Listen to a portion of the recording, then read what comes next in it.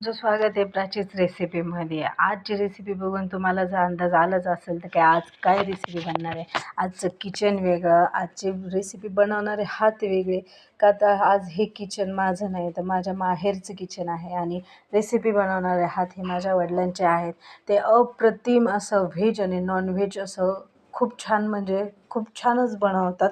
जर तुम्ही माझ्या चॅनलला सबस्क्राईब केलं नसेल तर एकदा सबस्क्राईब करून घ्या आणि त्यांनी बनवलेल्या अजून तुम्हाला कोणत्या रेसिपी बघायला आवडेल ते मला नक्कीच सांगा.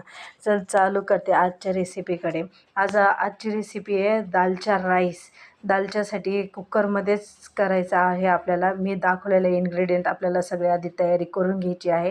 कुकरमध्ये तेल टाकायचे, खडे मसाले टाकायचे, कांदा टाकून, टोमॅटो टाकून, हिरवी मिरची टाकून, हे मसाले टाकून आपल्याला ते चांगलं परतून घ्यायचं आहे. आणि माझ्या गॅरंटेड मी तुम्हाला असं सांगते की तुम्ही ह्याच्यामध्ये लक्कीचा मसाला यूज करून बघा.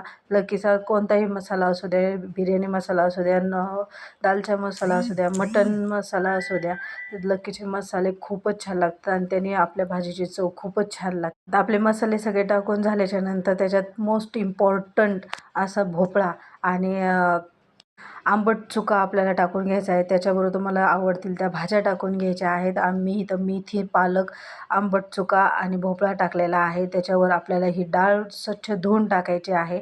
डाळीला पुरतं असं थोडंसं पाणी टाकायचं, मीठ टाकून आपल्याला ते हलवून घ्यायचं आहे आणि 4 शिट्ट्या काढून घ्यायच्या आहे. तुम्ही राईस बरोबर खाऊ शकता किंवा चपाती बरोबर खाऊ शकता. एकदम अप्रतिम अशी रेसिपी होते. थँक्यू.